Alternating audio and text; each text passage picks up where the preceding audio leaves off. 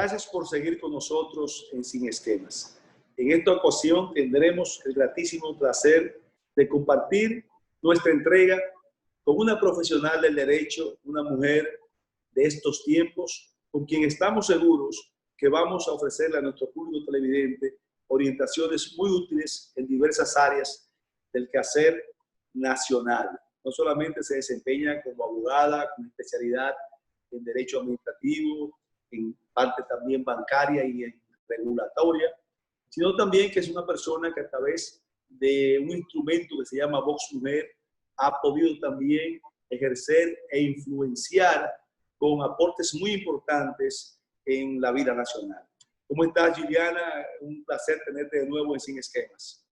Un gusto saludarte, Alberto. Muchísimas gracias por la invitación. Siempre es un placer compartir contigo en este foro. Bueno, yo quiero que en esta ocasión, Juliana, nuestra conversación, porque no va a ser una entrevista, nuestra conversación en gran parte se oriente hacia lo siguiente. Y lógicamente eso no implica que podamos tocar cualquier otro tema que tú entiendas y que entendamos que pueda ser de importancia para el público televidente. Yo quiero hablar de lo que representa en la actualidad la situación que estamos viviendo en pandemia, vinculado al rol de la mujer y al proceso eleccionario que tendremos el próximo 5 de julio. Y en ese orden, quiero pedirle a una profesional como tú, que ya dije al inicio la cantidad de temas con la cual se puede hablar contigo, que tú nos digas de entrada cómo tú percibes, cómo tú proyectas y cómo tú entiendes que debe ser el rol de la mujer en esta situación que estamos viviendo de cara a un proceso eleccionario que está llamado a ser y a representar algo sumamente trascendental en la vida de nuestro país. Pues interesantísimas tus preguntas, porque las entiendo como dos, ¿verdad? Y me permito desarrollar primero ese aspecto relativo a cómo la pandemia, cómo toda esta situación generada por el coronavirus, pues encuentra a las mujeres. Y creo que es muy pertinente que recordemos siempre que las crisis afectan de manera más adversa a las mujeres. Las mujeres, desafortunadamente, por la situación de desventaja y desigualdad en la que aún se encuentran, pues resultan siempre afectadas con un poquito más de intensidad dentro de las crisis. Y el caso del coronavirus, pues no, esta pandemia actual no es una excepción. Aquí podemos hablar de un impacto sobre la mujer en prácticamente tres vertientes. Un impacto económico, porque la mujer evidentemente se encuentra en una situación de mayor vulnerabilidad, ocupando empleos dentro de los sectores que han sido más afectados, muchas de ellas dentro de la informalidad, muchas de ellas dentro de los sectores de servicios, como son los restaurantes, los hoteles. Vimos todo el drama con las pequeñas empresas, como son los salones de belleza y todos esos espacios donde la mujer tradicionalmente se desenvuelve, pues se han visto muy afectados por las indicaciones oficiales y las indicaciones que nos invitan a seguir pues los organismos internacionales como la Organización Mundial de la Salud. Por ahí entonces se tiene a la mujer en una vulnerabilidad económica, estando en unos espacios pues, que están más prestos a ser afectados, pero también tienes a una mujer que está revictimizada dentro de un esquema de una crisis sanitaria en los mismos aspectos de salud. La mujer compone el 75% del personal médico a nivel mundial, o sea que son las guerreras de primera línea, son las enfermeras, son las que están ahí cuidando a los enfermos, y las que no son enfermeras cuidando a los enfermos están en sus casas cuidando a los enfermos y asumiendo la carga del hogar. También desde ese aspecto sanitario hay que reconocer que dentro de las crisis los primeros programas que se ven afectados son los que tienen que ver con la salud materno-infantil, y empezamos a descontar y a reducir parte del presupuesto que va normalmente dirigido hacia proteger a la mujer, hacia la educación sexual, hacia la educación reproductiva, y eso no lo veremos hoy, lo veremos dentro de años siguientes en los que vamos a ver cómo este espacio en el que se descuidó, por decirlo de cierta forma, ese aspecto también genera un lastre para la mujer.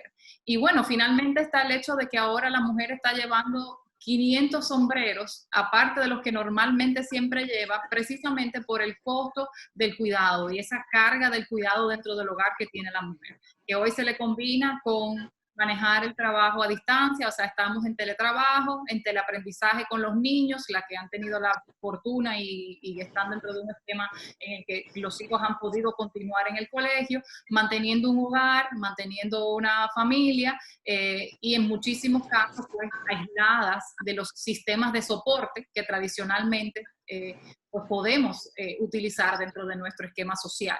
O sea que estamos viendo realmente una situación donde la mujer pues está una vez más asumiendo una carga pesada y que esperamos que por lo menos funcione, en mi caso, realmente ese es mi deseo, que este espacio, esta pausa nos sirva para revalorizar precisamente la importancia de ese trabajo dentro del hogar y para reconocer que no es remunerado, que no se paga, no porque no lo valga, sino porque simplemente no hemos encontrado una forma de asignarle un valor de manera clara. Porque estoy segura que en este espacio todos hemos visto lo difícil que es estar dentro de la casa y lo tedioso y lo trabajoso que es mantener un hogar. O sea que Liliana, déjame tocarte un tema que yo te he visto a ti a través de las redes, tener una participación muy importante y muy interesante y muy útil. He visto a ti llevar a cabo una iniciativa en relación a la importancia de que la mujer y que en sentido general la población entienda lo necesario que es formar parte o tomar parte activa en el proceso de elecciones del próximo 5 de julio. Eso es correcto. Todas esas cosas que tú has señalado, hay que, primero, coincido contigo y reconozco esa situación, pero conectándola en el caso de un país como el nuestro, que es un país donde la presencia, o vamos a decir, la influencia del poder político juega un papel fundamental en que, en el caso de lo que tú señalas, las mujeres puedan tener la posibilidad de ir logrando más peldaños de lo que han ido logrando en el paso del tiempo, independientemente de que los espacios se los ganan las mujeres con su talento, con su capacidad, con su arrojo, con su, vamos a decir, decisión y determinación. Sabemos, oye, y es la pregunta que quiero hacer, ¿de qué manera, Juliana, tú entiendes que si la mujer, jugando un rol activo en lo que viene ahora y hace sentir el peso específico que tiene en lo que pueda ocurrir aquí el 5 de julio, puede ser eso parte de las reivindicaciones urgentes y muy justas y merecidas que deben acompañar a la mujer? Mira, Alberto, como bien señalas, para mí es un tema que me apasiona muchísimo y sin duda me has visto en las redes pues abogando porque todos participemos de manera masiva ejerciendo nuestro derecho a votar este próximo 5 de julio.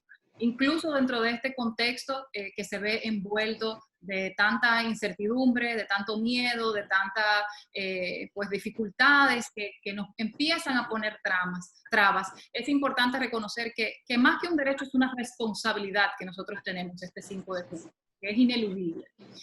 Y desde el aspecto de la mujer, realmente ejercer ese derecho nos hace recordar un poco el poder que tiene la mujer en sus manos de garantizar que nuestro sistema democrático sea representativo de nuestra sociedad en toda su extensión.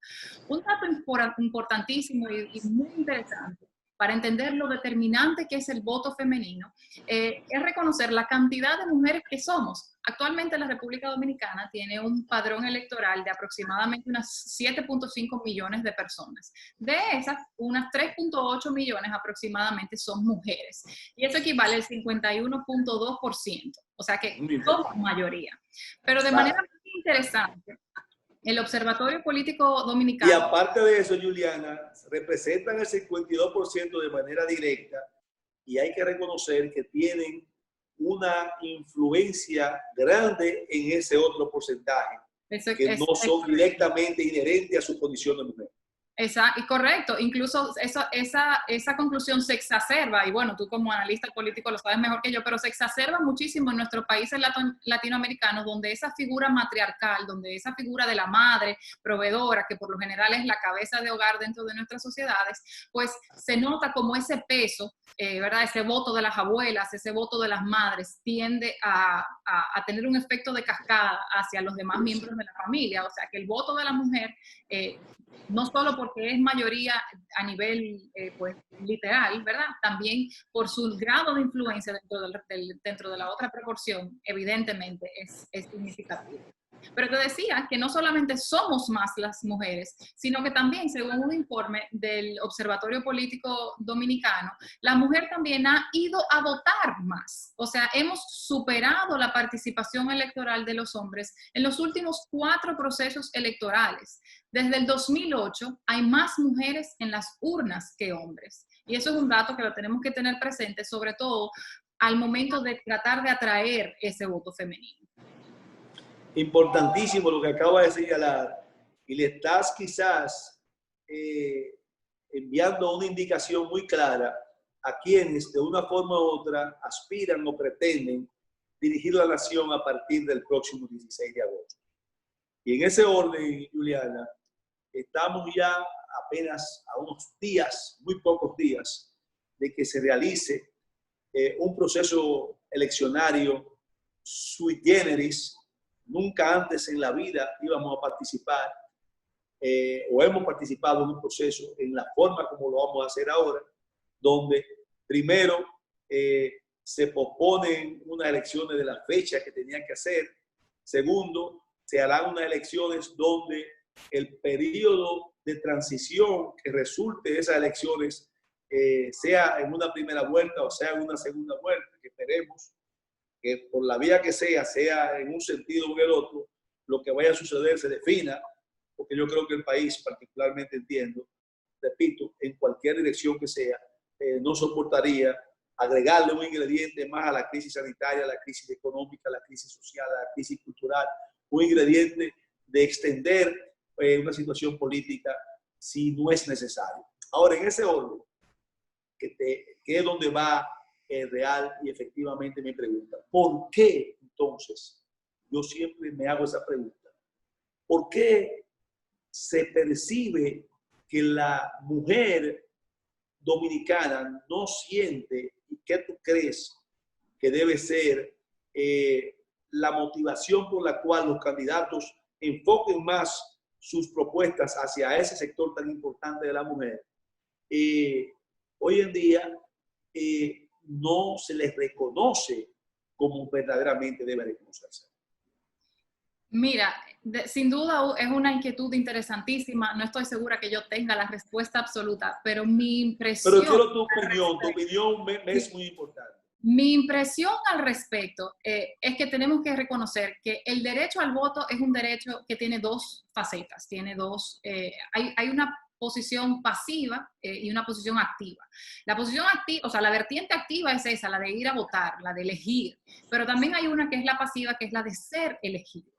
Y en esa, o sea, la mujer ha quedado rezagada en ser elegida y nos hemos concentrado únicamente en ejercer en esa conquista social, ¿verdad? De que la mujer puede votar y entonces el voto de la mujer se ve de manera utilitaria, pero se nos olvida el valor que puede agregar a la mujer dentro del ejercicio de la administración pública. Y eso tiene evidentemente una historia extensa y tiene que ver muchísimo con la forma en la que los estereotipos sociales que hemos creado y que todos nos creemos, desafortunadamente, pues imponen ciertas reglas en nuestra sociedad. La realidad es que si bien es cierto que ya quedan muy pocos espacios donde la mujer no puede votar, o sea, algo tan cotidiano, algo que se siente tan inherente al ser humano, estamos hablando de una historia de unos 125 años, que no está concluida, que no tiene un final, porque todavía hay espacios en el mundo donde la mujer no vota. O sea, eso, que mantengamos eso presente para que sepamos que... Podría sonar eso hasta como increíble y fantástico, pero es así, es así. Pero es así.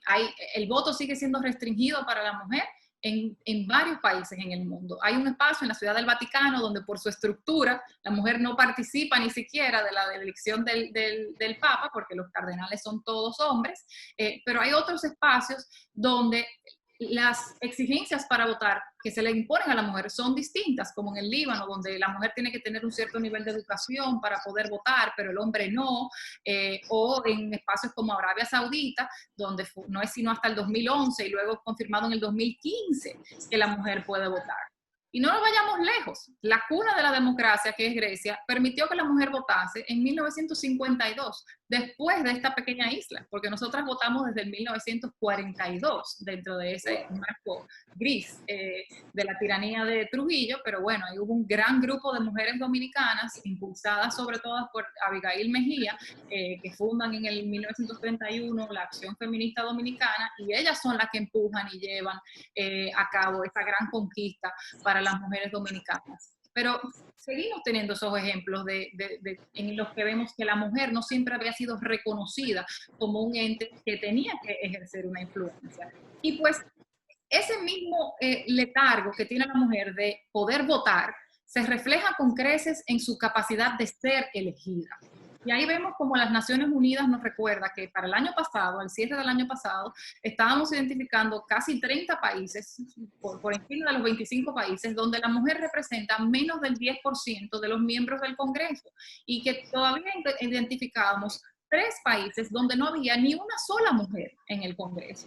Entonces, en la medida en la que la mujer no participa de la representatividad democrática, pues así mismo nuestro sistema político no nos reconoce, no se preocupa por las leyes y por la instauración de las políticas que realmente tienen que tener y tienen que ir dirigidas hacia garantizar el desarrollo de la mujer. Y quitando, ¿verdad?, la cortina de que es pro mujer, es realmente pro desarrollo, porque no podemos pensar en el desarrollo de un país que le dé la espalda a la mitad de su población. Eso es así. Para mí, yo creo que muchos de esos, de los problemas, de nuestros problemas de desigualdades en nuestras sociedades, tienen que ver mucho con nuestra incapacidad de poder elegir una serie de representantes que sean realmente representativos de la sociedad en toda su extensión.